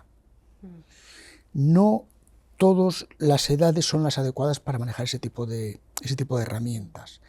Por lo menos incentivar que lo hagan, que no incentivar que lo hagan. Cuando son muy pequeños, seguramente la mente de los niños no es la adecuada para eso, porque no están acostumbrados a poner en duda lo que el oráculo les dice, ¿no? Quizás cuando son pequeños, entonces, ¿qué podemos hacer con la IA? Pues nada, pero sí que nos permita ver lo que va a venir después. Por ejemplo, no enseñarle a los niños cosas que al año siguiente o a los 2 años vamos a decirle, mira, esto que aprendiste con mucha dificultad no se hace, porque esto ya se sabe hacer, ¿entiendes? O sea, raíces cuadradas, no hombre, no, raíces cuadradas, aquello que hacías con aquel método tan sumamente manual es inútil. Entonces el alumno va a decir, bueno, ¿y todo lo demás no será inútil también? Es decir, no le enseñemos a los alumnos cosas que son claramente o que van a ser claramente inútiles. Ese sería el papel en edades muy tempranas, desde mi punto de vista. Cuando son mayores, además de la inteligencia artificial, digamos, genérica, habría que utilizar los asistentes. Y los asistentes, seguramente la creación de asistentes interesantes es una labor desde mi punto de vista, de las editoriales. ¿Cuál es el papel de las editoriales que no hacen libros de texto? Porque igual que los libros primero se hacían a mano y después se hacían con la imprenta, quizás ahora llega el momento de dar un salto cualitativo. El salto cualitativo a lo mejor es producir un material muy depurado, muy curado, que sirva para generar asistentes perfectamente homologables, con los que poder asistir. Los trabajos que hagan los alumnos a cualquier edad, yo creo que deben de ser evaluados de otra manera diferente. El problema de la evaluación, que está saliendo cada poco aquí, no es solamente poner una nota, es guiar, es supervisar. Y eso se hace, yo creo, que dialogando, gastando tiempo. Estáis hablando continuamente del tiempo, no tenemos tiempo. ¿Cómo se evalúa un examen?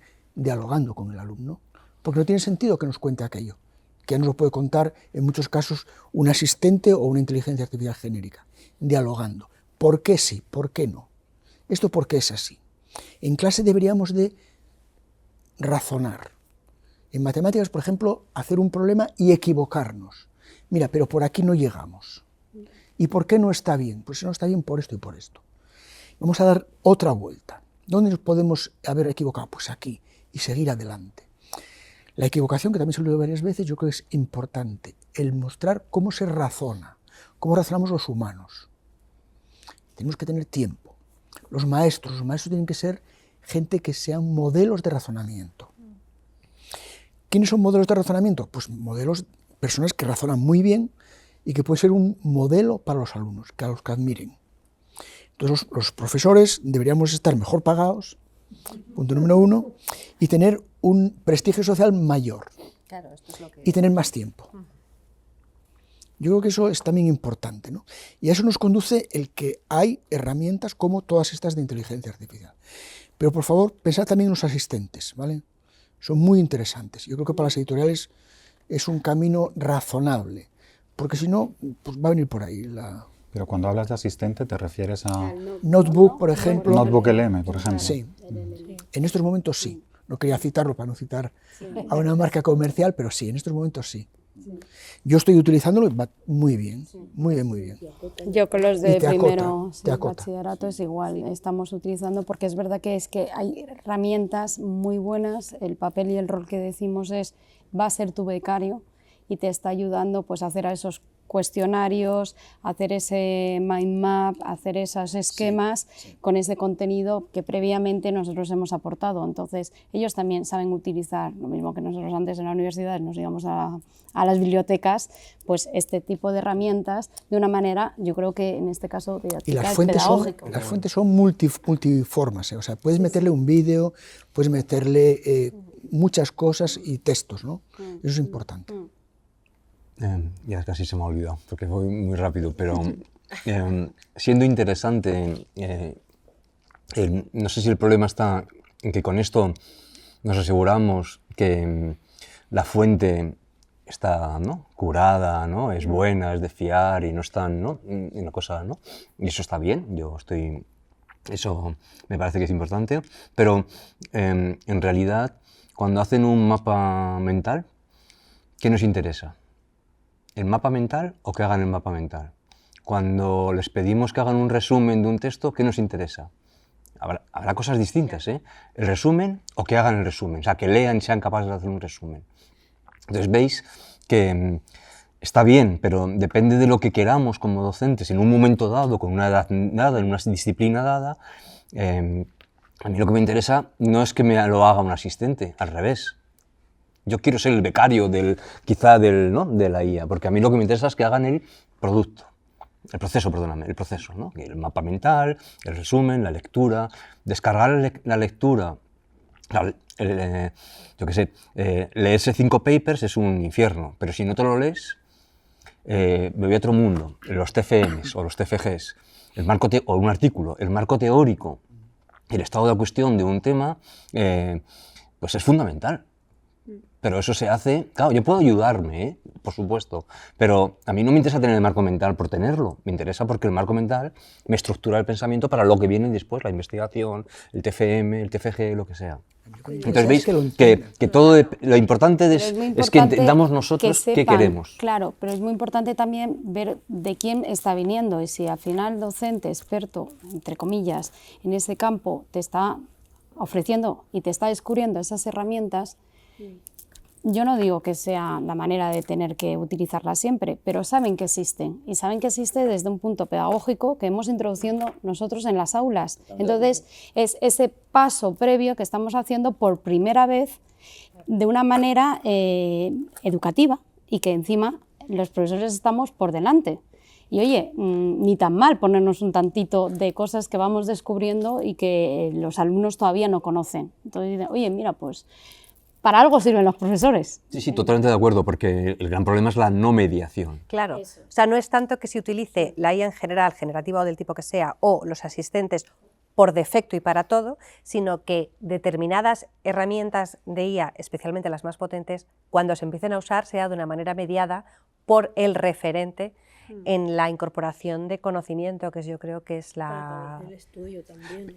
Y es un reto enorme porque ya se han encargado las tecnológicas de que tengamos las herramientas hasta en la sopa. Es imposible ahora mismo abrir un PDF sin que te diga, aunque sea una página, oye, esto es muy largo, ¿quieres que te lo resuma? ¿No? Entonces, es muy importante porque los estudiantes no pueden evitar, es imposible evitar los sistemas de inteligencia artificial. Y no queremos a lo mejor que los eviten, pero necesitamos por eso tener esa conversación en el aula previa para que sepan de qué va. Y mediar en ese uso, ¿no? Y darles alternativas al uso, ¿no? Previa y posterior. O sea, el objetivo último es que entiendan aquella materia. Pasar un tiempo dialogando sobre esa materia. ¿Qué aprendiste? Con un asistente, sin asistente, yendo a una biblioteca donde hay papel. ¿Qué aprendiste? ¿Qué aprendiste preguntándole a alguien que sabe? Como un maestro, que puedo ser yo, o puede ser tu padre, o puede ser qué sé yo. Lo importante es qué aprendiste. Dialogar sobre lo aprendido y razonar sobre ello. Y es por qué es así y por qué no es de otra manera. ¿Y por qué no ir a más? Si tenemos herramientas, se les puede exigir más, porque ya no nos estamos quedando con el papelín y el esquema, no. tenemos estas herramientas, las podemos aplicar, tienen que desafiar, tienen que ir a más, tienen que esforzarse más y tienen que retarles, bueno, desde mi punto de vista al menos, para que se puedan exigir. Y esa capacidad de reto, de profundidad, de ir hacia otras cosas nuevas, si estamos acortando tiempos automáticos de tener que hacer ciertas cosas que ellos ya saben utilizarlas de otra manera, podemos invertir ese mismo tiempo en el aula, que es muy reducido, es muy poco, para que puedan hacer otras cosas más ambiciosas, entre comillas, porque creo que un poco lo que tenemos que retar es que las siguientes generaciones o que nuestros alumnos piensen en grande y que vayan a más, si no, ¿cómo van a crear? ¿Cómo van a hacer las cosas? No lo luego, sé. a la parte de ganar conocimiento se suma, no sé, yo lo llamo cultura digital, pero no sé si es el término correcto, no sé, quería preguntarte a ti, Antonio, en relación con todo esto que estamos contando, porque queremos que se empapen o aprendan sobre el proceso y sobre la asignatura de la que estemos tratando, pero luego vosotros sois coordinadores TIC y asignaturas de digitalización, y también queremos que nuestros estudiantes de secundaria, que más allá de lo que hacen en el aula, están utilizando tecnología a día de hoy, mientras la ley no lo prohíba, fuera de las aulas, en su territorio personal, sepan que también es inteligencia artificial lo que le dice, te voy a resumir el mail que te acaba de llegar al móvil, que también es algoritmo lo que le dice, lo que le enseña una publicación u otra en Instagram, y que también es un algoritmo lo que decide qué va a ver ese chaval en TikTok o en la red social de referencia, ¿no? Que sepan. Quería saber esto tú, como responsable de este tipo de asignaturas más tecnológicas en tu centro, ¿cómo de importante lo ves? Es que todas estas cosas ya las tratábamos antes de la irrupción de estos asistentes, ¿no? En el año 2000, final del 22-23, ¿no? Ya educábamos a nuestros alumnos con los peligros de las redes sociales, el saber distinguir una noticia verdadera de una noticia falsa.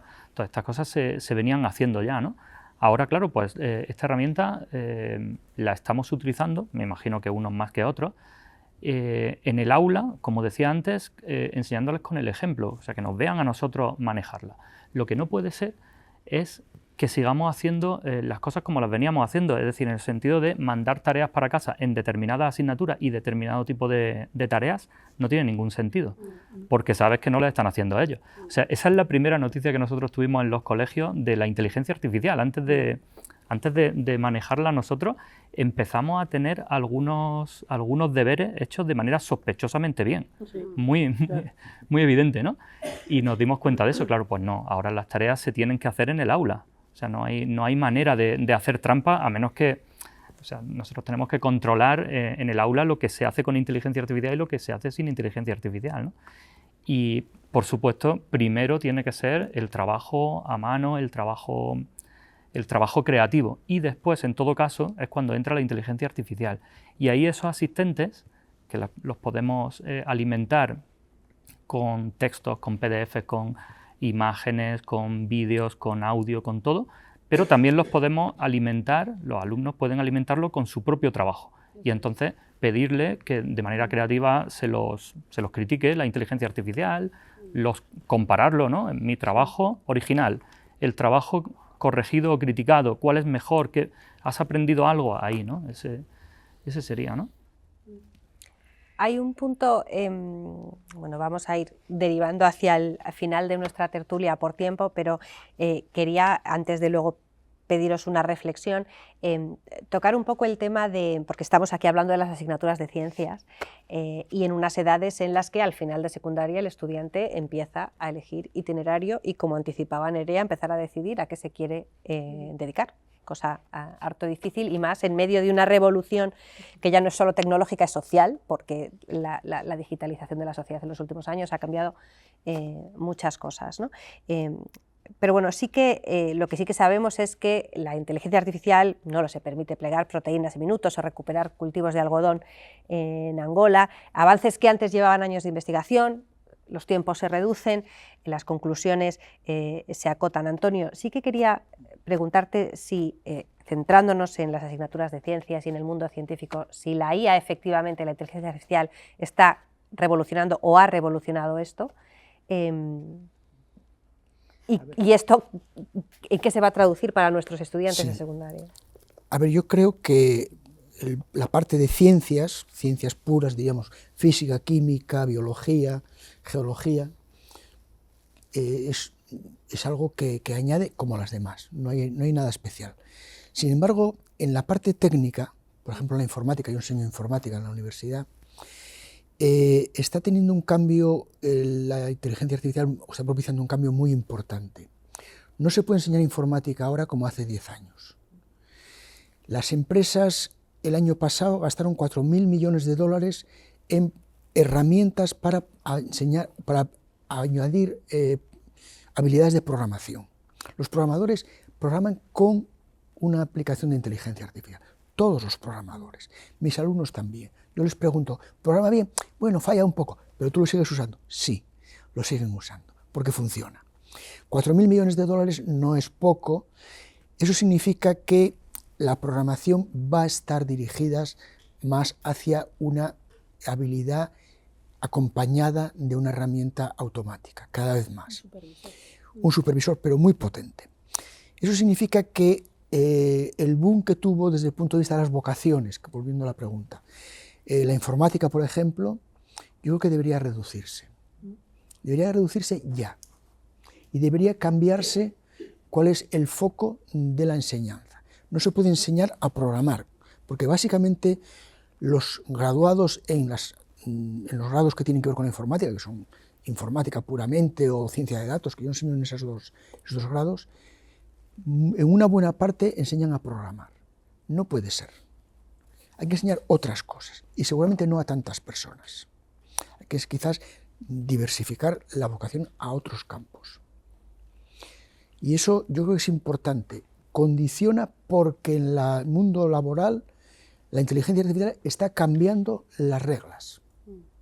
Hacia otros campos en todos los sentidos. En todos los sentidos. Campos que den a la sociedad pues un bienestar y a las personas un bienestar. Pero no porque la informática tiene mucha salida, como se decía antes, porque no la tiene.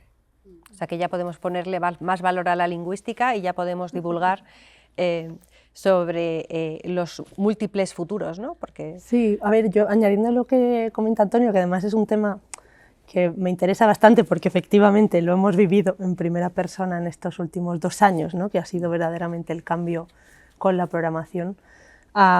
Yo creo que es como iba a decir la punta del iceberg, ¿no? O sea, estamos en un momento en el que todas estas grandes tecnológicas obviamente están persiguiendo el hacer mejor la inteligencia artificial, pero claro, el software, ¿no? El código de programación realmente está presente en muchos sectores. O sea que eso sí que es cierto que trae ahora una ventana de oportunidad, pues por ejemplo como está pasando con perfiles como la bioingeniería, ¿no?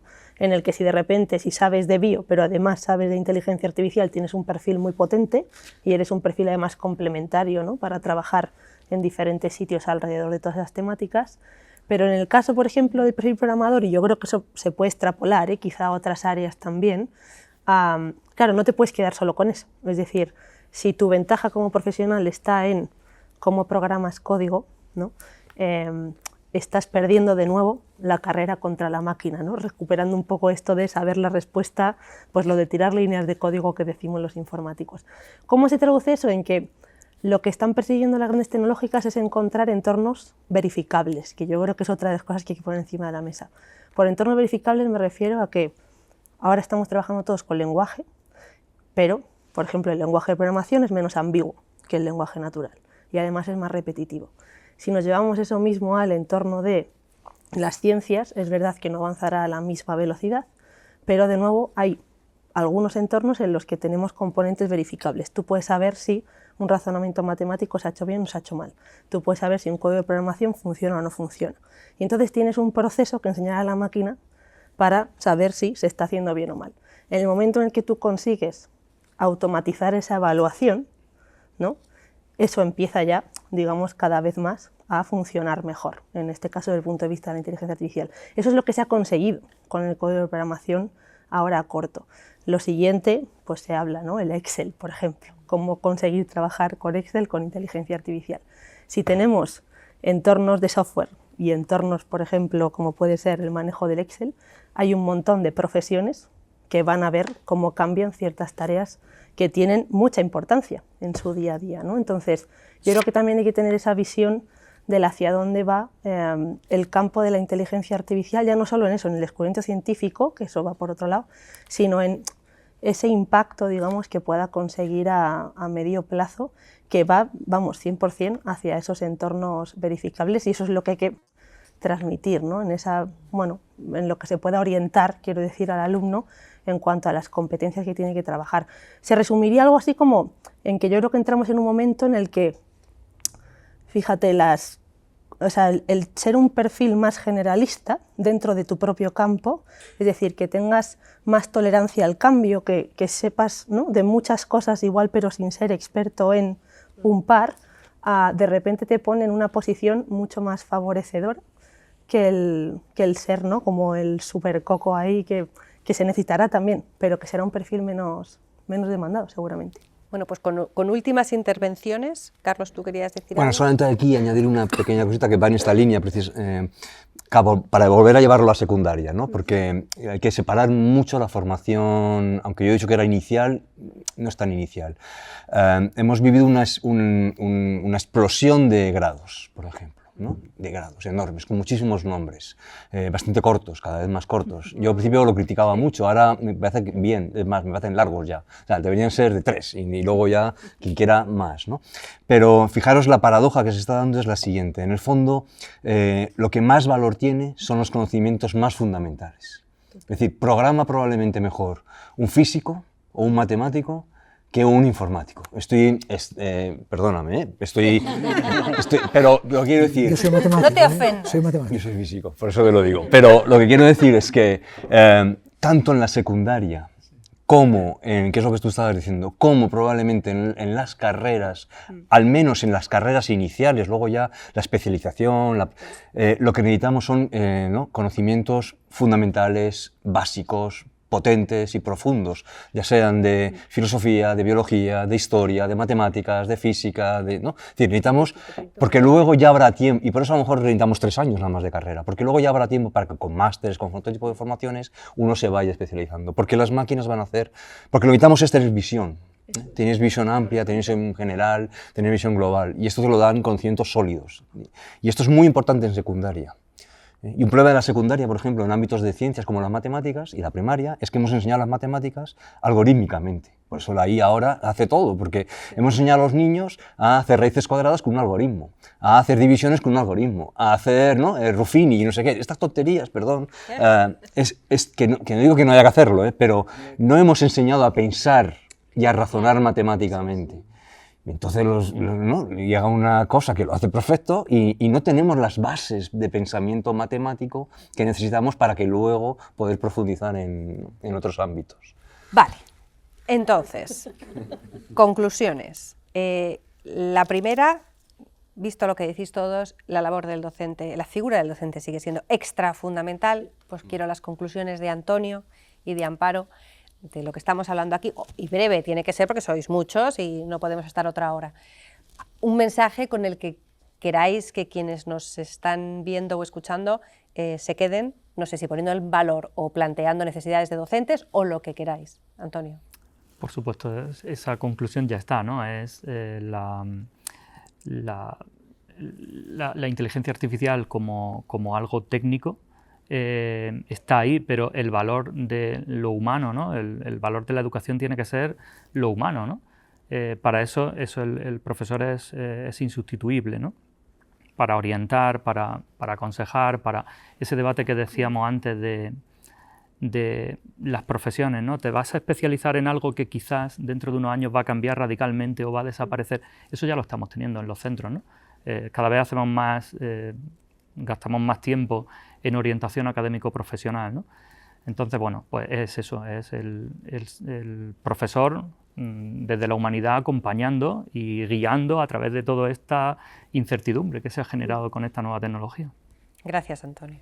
Amparo. Bueno, para mí creo que es fundamental transmitir, y esa vocación que yo creo que cada vez va a ser más necesaria, y que seas capaz de que esos mensajes con estas nuevas herramientas, pues que permitan ese desarrollo del alumnado de una manera más lúdica, más motivadora y que realmente pues tenga un valor más que a lo mejor ciertas técnicas de memorización que al final les vamos a olvidar, como las hemos olvidado cuando nosotros éramos pequeños.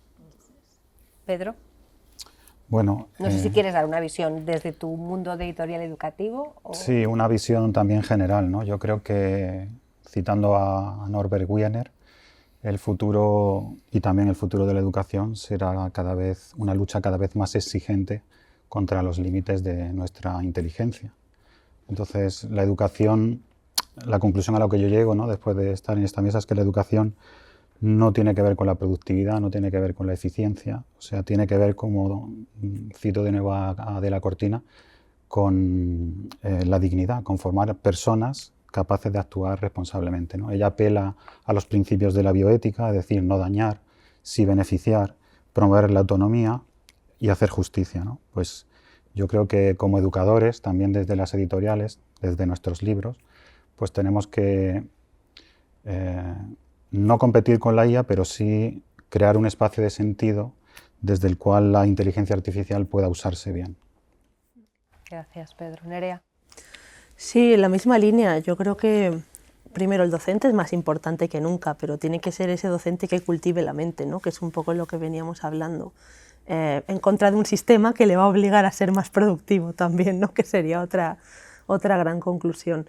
Y luego yo creo que es el aprender, ¿no?, que eso, que vienen cambios, que tampoco es que tengamos que temer, ¿no?, esos cambios, porque es verdad que la incertidumbre a veces da respeto, ¿no?, cuando no sabes el qué va a pasar y estás en un momento de cambio, tampoco tienes una brújula, ¿no?, de hacia dónde ir, pero desde luego que si aplicamos, ¿no?, como hemos dicho, la inteligencia artificial al final como esa herramienta también que te ayude a, digamos, navegar, ¿no?, a tener esas conversaciones, pues también al final es una aliada más, ¿no?, en el camino. Luego ya se verá hasta dónde llega su capacidad, pero creo que ese es el mensaje, ¿no?, que la educación seguirá siendo necesaria, necesitamos esa figura de los docentes, pero dándole mayor peso, por supuesto, a la conversación y a los procesos de aprendizaje. Almudena.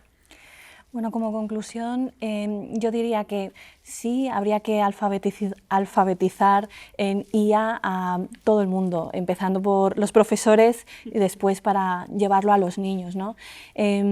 Primero porque tenemos que saber qué puede hacer la IA, qué no puede hacer, cuándo podemos usarla, cuándo a lo mejor no debemos usarla y sobre todo pues esto, ¿no?, conocer una herramienta también significa saber prescindir de ella. Desde el punto de vista docente, pues sí, enseñar pensamiento crítico es fundamental, ¿no? Pensamiento crítico que no se puede enseñar así como así. El pensamiento crítico nace de primero el conocimiento, que esto pues lo podemos adquirir de muchas maneras, entre ellas preguntándole a una IA, ¿no? Pero luego tenemos que experimentar con los resultados, tenemos que validar, tenemos que experimentar, trabajar, ¿no?, con estos resultados para ser conscientes de esto que nos ha dicho, si es verdad o no es verdad, ¿no?, y empezar a cuestionar a la IA, ¿no?, dentro, conociendo estos límites, ¿no?, partiendo de estos límites que tiene. Gracias, Almudena. Antonio. Sí, bueno, yo quiero insistir en que la inteligencia artificial debería ayudarnos a centrar los objetivos. Los objetivos yo creo que es poner el énfasis en la educación en lo que es esencial en los seres humanos, que es el razonamiento humano. Ponía algunos ejemplos, razonamiento basado en la flexibilidad, en el sentido común, en la intuición, en el razonamiento analógico, la conversación, la comunicación y la creatividad. La creatividad yo creo que es importante. Y luego también el que esto no es especialmente que lo haya que hacer desde el primer momento. Quizás haya que hacerlo como orientación desde el primer momento, pero no necesariamente tiene que meterse en el aula a los 3 años herramientas de inteligencia artificial. Tiene que meterse cuando la madurez sea la adecuada. Y luego el proceso de evaluación de lo que se está haciendo tiene que ser un proceso de evaluación que no es solamente calificar. La evaluación tiene que ir acompañada de guía y supervisión. Es es la evaluación en sentido amplio. Y luego que el papel de las editoriales, yo creo que es uno de los papeles en el futuro, yo creo que es proponer materiales perfectamente curados, perfectamente racionales, perfectamente asequibles y aceptables de los temas candentes, los temas que tienen que estar en el temario de los alumnos, y también a lo mejor proponer que las editoriales sean capaces de dar cursos a los docentes para entrenar a utilizar esos materiales adecuadamente. Yo creo que eso sí puede ser importante, porque un libro, pues más o menos todos lo sabemos hacer, se abre por la tapa, en fin, se pasa una página, pero esto ya no es tan evidente. ¿Cómo hacerlo? Pues quizás dar algunos cursos sí que sería importante. No soy nada partidario, como ya dije en algún momento, de que haya asignatura de inteligencia artificial para los niños y las niñas. Yo creo que no tiene sentido matemáticas, física, idiomas, todos los idiomas, todo eso por supuesto, y las ciencias, pero no inteligencia artificial, es demasiado complicada. ¿Vale? Carlos. Pues así en titulares, que me los he escrito aquí, pero no entiendo mi letra, pero bueno, diría tomarnos en serio la IA en educación y en las aulas, ya.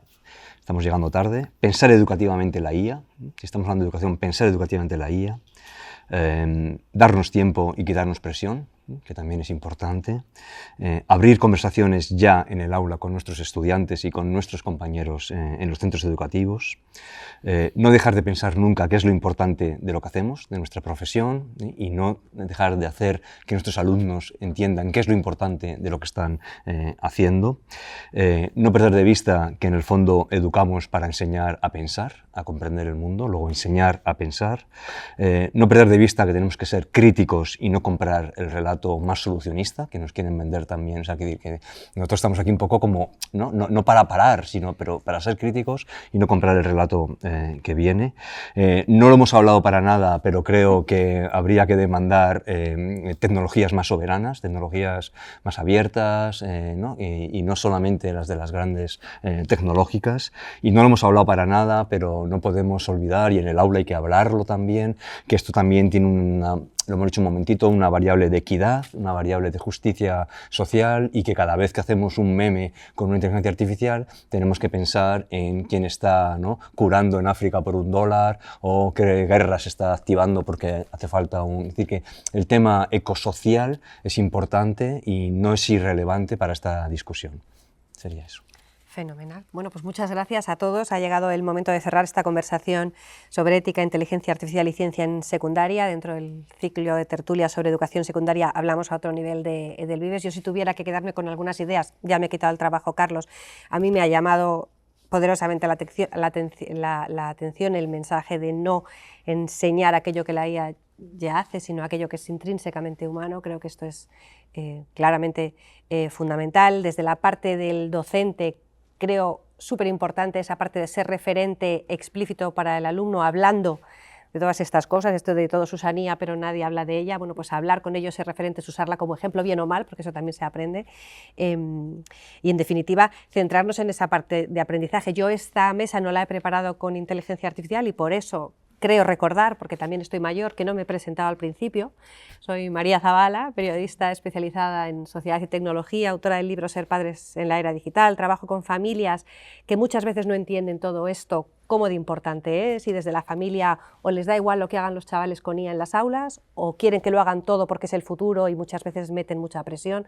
Entonces os quiero agradecer esto que habéis hecho aquí, porque creo que es importante para los docentes, para los estudiantes, pero también para las familias si les llega. Gracias a vosotros por vuestro tiempo y generosidad y por vuestro conocimiento.